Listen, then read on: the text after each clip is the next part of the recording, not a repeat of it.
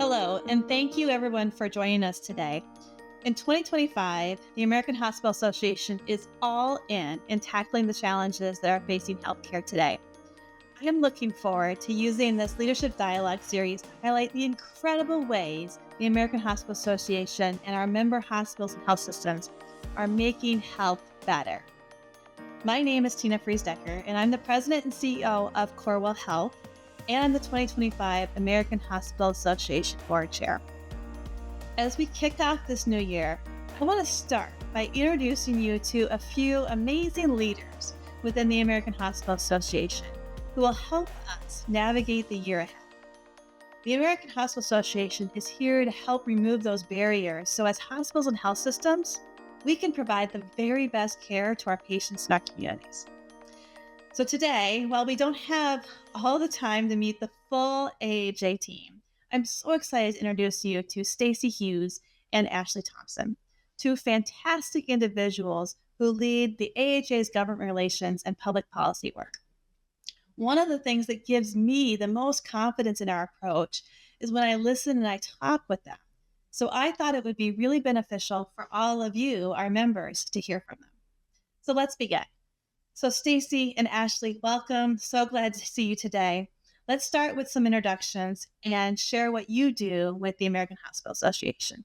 Stacey? Sure. Tina, thank you for this opportunity.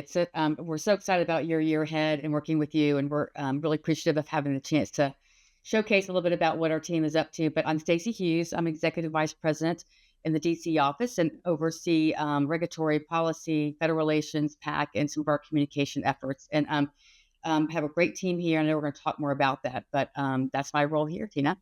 Thank you. Ashley? And same. Thank you, Tina, so much for giving us this opportunity and for your leadership on the board in the past and especially this year as chair. I'm Ashley Thompson. I'm the Senior Vice President of Policy here at AHA. I lead a team of about 24 very amazing, talented individuals. And the work that we do is really on behalf of hospitals and the patients they serve. That's fantastic. So, Stacey, many people know about your impressive career in government relations and in Washington. Can you share a little bit about your background on Capitol Hill, your experience before you joined the American Hospital Association? And also tell us a skill that you're proud of that we may not know about, that we may not see on your resume.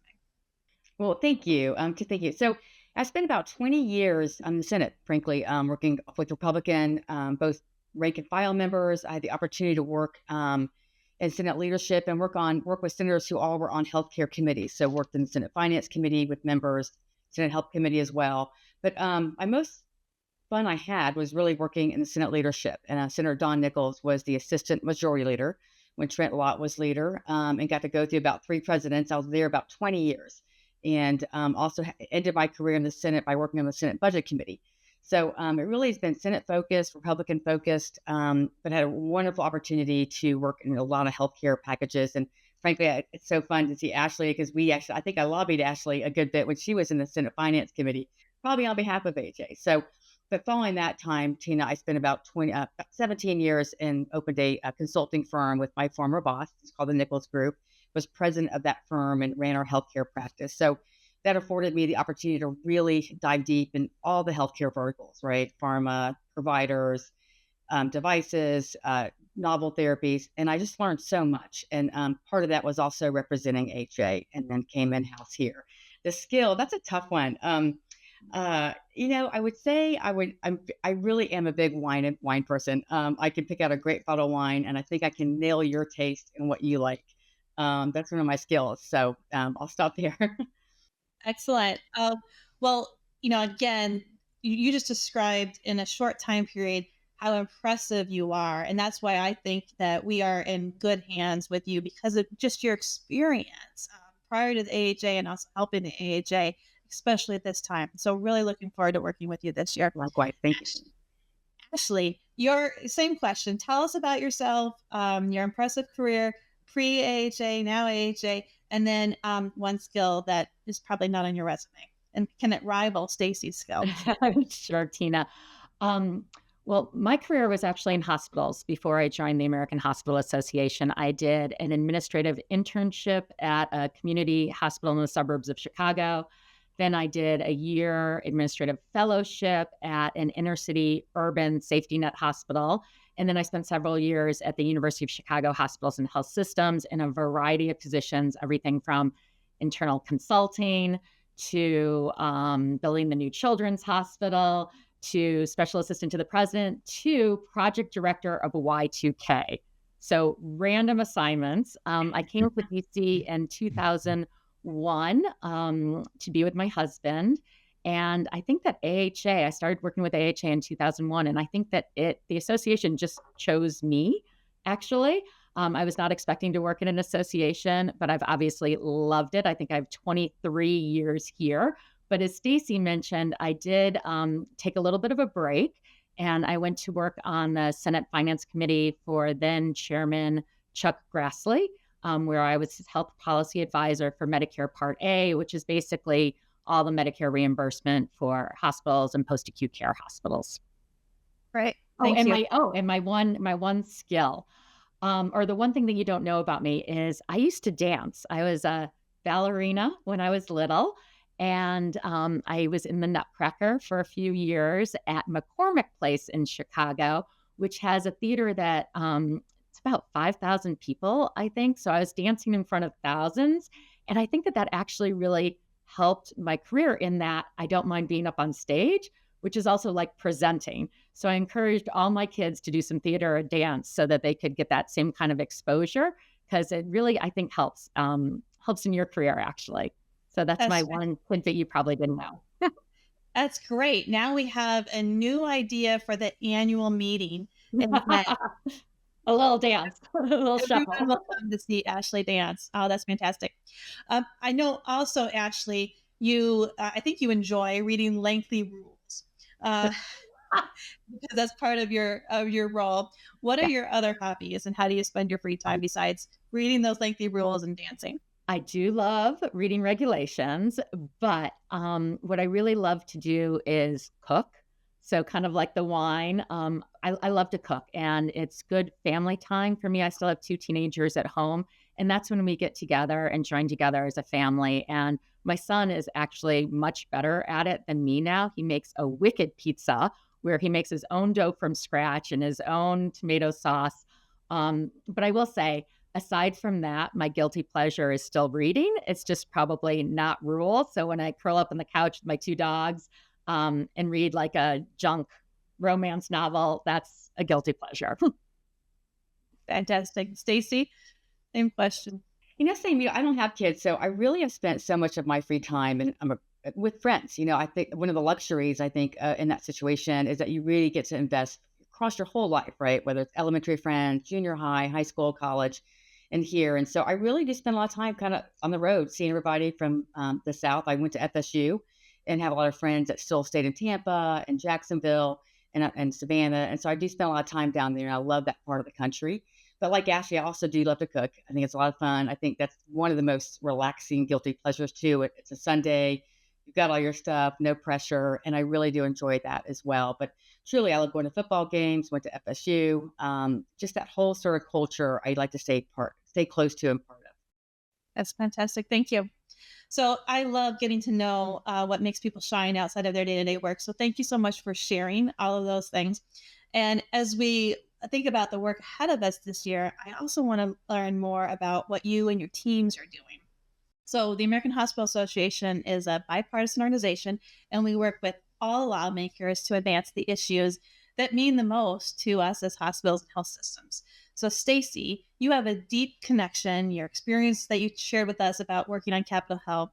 Tell us about the team that you lead, the depth of expertise and their balance, and how your team is preparing for this new administration in Congress. Sure. And I couldn't be more proud, to be honest with you. And I have to say, I give Rick and others such a shout out for the legacy. Ashley said she's here 23 years. I'm starting year 5. So, but boy, both what I inherited as a team that were here day one, and then how we've grown as people have, rolled off or changed jobs. It is solid. We've got, lobbyists that have all worked largely on Capitol Hill, or they were deeply, deeply immersed in the issues that are critical to hospitals. Ashley will talk about the policy team that we work on together, but we've got such currency politically with the lobbyists that are on the team. Our colleagues, my colleagues, Lisa Kidder, she's been here 20 years, Amy Coleman. There's no one better than Amy in terms of leading our lobbyist team. So both their experience actually on the Hill, writing bills, knowing all the member offices. We cover every single office here, House and Senate. That's a lot to say grace over. In terms of preparing, obviously, this is a unified town now. It's a Republican town. We have a bit of a sweep. So we're busy getting ready to look at how we frame our issues with a very specific audience. But in addition, Tina, as you know, this was a pretty sweeping election in terms of retirements. There are 14 new Senate freshmen between Republicans and Democrats. There are about 55 new freshman House members.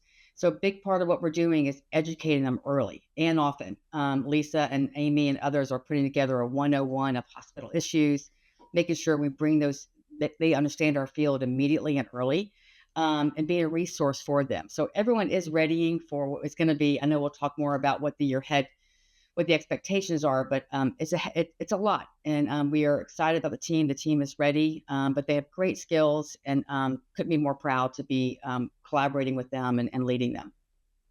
And as you do that education, are lawmakers interested in healthcare? Are they appreciative of the education, the orientation, the 101 that we provide and when we show up? They are. And, we're in the process of still getting out some of our very specific by every congressional district, or what that hospital footprint looks like. Who's in your backyard? How many jobs are you providing in that community? What is your role in the economic engine of that community? What are you doing in terms of serving that population? And they are interested. I think that, as you know, there are a lot of threats around the financing of hospital, particularly the burden on the federal government and debt. And so being able to bring it to life to them, what we're really doing with limited resources, and our contribution to communities, they do appreciate it, and particularly the role we play in terms of our jobs and their district. So yeah, but it takes time. You really have to tell the story. You've got to make sure you invest in that time. You always want to know your members before you need them, and I think that's important.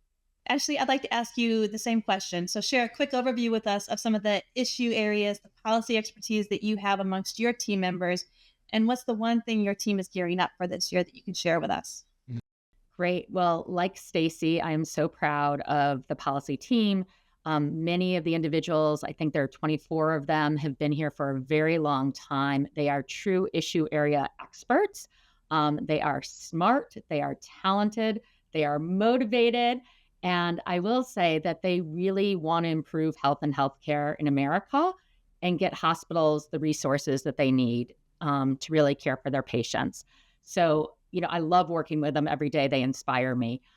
We are kind of divided into 4 areas. So we have Medicare payment, coverage, quality and patient safety, and data and research are kind of the big buckets. But underneath them, we tackle probably any issue that hospitals deal with. We have experts on AI. We have experts on prior authorization. We have experts on quality.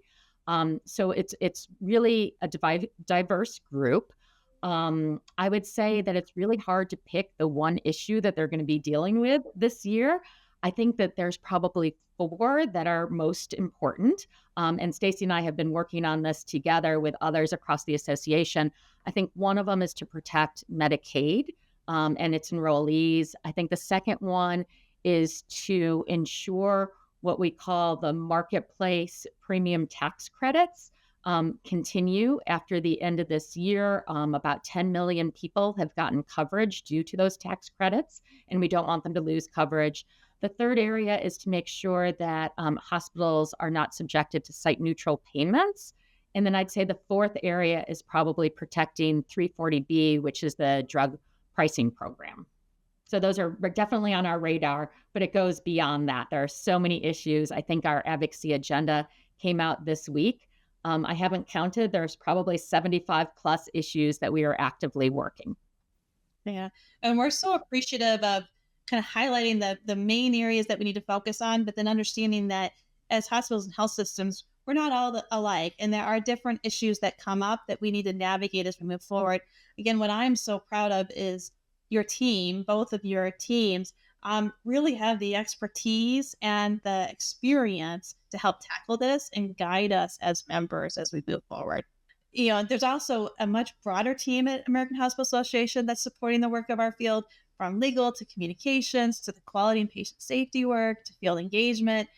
There's so many people that are ready to assist our members. So let's talk a bit about how our members and our leaders at our hospitals and our health systems might work with the American Hospital Association on those issues. So Stacey, can you tell us how your team engages with the members? And this time, not the members of the Capitol Hill, but members like hospitals and health systems. How can our hospital and health system leaders get more involved in advocacy efforts, and why is that important? Sure. Well, first and foremost, our teams are constantly working with our members. I know Ashley would say the same, whether it's policy or federal relations, and that's just in the everyday just grind of learning how to address issues and learn from them in terms of what we actually advocate for. That's an ongoing thing. But to your point, there are a lot of different ways that we work with members. One is through our government relations officer network. Certainly, we work through our allies, all the 50 state hospital executives, and it's a huge partner for us in terms of our advocacy. But in terms of of a hospital or health system, the main thing you can do is get to know your delegation. I know you guys do this both obviously with your state representatives and your state elected officials, but on the federal side, really getting to know them and telling that story often. And also don't be afraid to go to them and let them know when you have a problem. You really want to get them invested in your success. And it doesn't take much. And I think we all going through COVID, we saw how much everyone does stand up. They recognize the importance of making sure we have a sustainable, functioning hospital network and health systems. And so being sure to take that leap, give your member a call, get to know the staff, and being willing to advocate. I mean, I will say, we put out these advocacy alerts, and we try to be judicious. We don't want to say hair on fire every day, but we do have a lot of challenges coming, Tina, as you know, in terms of a lot of the pressures to address some of the deficit issues. Mandatory programs like Medicare, Medicaid are the top drivers of the deficit and spending. So we have a lot coming up, but we really say when we do give a call to action, we really mean it. And in particular, if you know you have a member of Congress or senator that is uniquely positioned on committees of jurisdiction as well as leadership, we want to make sure there's no daylight between what you're doing, what your needs are, and what they understand in terms of their education. It's great advice. Thank you so much. Ashley, similarly, are there examples of member engagement that you can speak to that have been particularly successful or impactful in influencing policy development? Yeah, I actually think that one of the reasons why AHA is so successful is because of our policy development process. I think it's very unique. We, through our committees and our regional policy board meetings, we touch probably 550 CEOs or C-suite leaders 3 times a year. And we bring to them, our committees are grouped by kind of type of hospital, whether you're rural or post-acute or whether you're behavioral health. And then our regions are just what it says. We divide up the region and they weigh in on policy development. So they weigh in on what should we do about physician payment? What should we do about healthcare affordability? What should we do about the increase in medical debt? What should we do about X, Y, and Z? And it's really a thoughtful, iterative process. We also have strategic leadership groups. We also have task forces that we staff on certain issues, whether it's principles or whether it's healthcare of the future. What should we do about workforce issues? So we really rely on everyone to weigh in. And of course, our board of trustees. So we rely very heavily on our board. And thank you again for your chairmanship of it, to help direct the association, to direct our policy positions, to direct what recommendations we come up with, and often to direct our strategy of how to achieve what we want in terms of outcomes. And so I do think that AHA, and particularly probably the policy team, given the work that we do, has a lot of connections, and we really rely on that. And we want to hear from our members, and we want them to be active and engaged, because the more they communicate with us, the better we can represent them on Capitol Hill or with the administration. I completely agree. And one of the most impactful stories that I have is when I took one of our lawmakers through our mental health area and just highlighted what we are doing well, but what we need their support in. And then you could see that happen when bills came up and things needed to be impacted. And so I'm sure that there are stories like that in every part of our organizations and our membership about how that personal touch is so incredibly important as we drive forward. Are there any last comments or thoughts on the year ahead that would be most helpful for you and your teams that you want to share with us? I think it's going to be a very challenging year. I know that the AHA is going to be really working hard on behalf of our members. I think that the team at AHA is very motivated to do so, very similar to employees in hospitals or the staff in hospitals. I think that we tend to rise when there's a crisis, and we rise to that occasion. And whether it's COVID or whether it was going to be repeal and replace of the ACA, few years ago, several years ago, or whether it's the Change Healthcare cyber event, I really think that AHA is here to serve its members, to get them through those hard times and to put them on a trajectory in the future. And I want our members to know that the staff team at AHA is really committed to doing so, to really making sure that you have the resources that you need in order to care for your patients. Yeah, and Ashley, it was so well said. And I would just add, you think about the year, reflecting back between Change Healthcare, One Blood Supply in Florida, and Baxter.